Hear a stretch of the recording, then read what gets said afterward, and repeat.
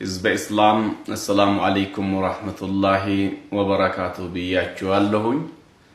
ميا كبراتشو وندموچنا إهيتوچه مسلموچ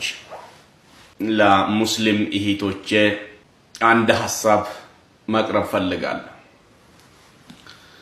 بزي قرآن سورة النساء مئراف أرات قطر صوست لعند وند هلت ሶስት አራት ለእናንተ ተፈቀደላቸው ይላል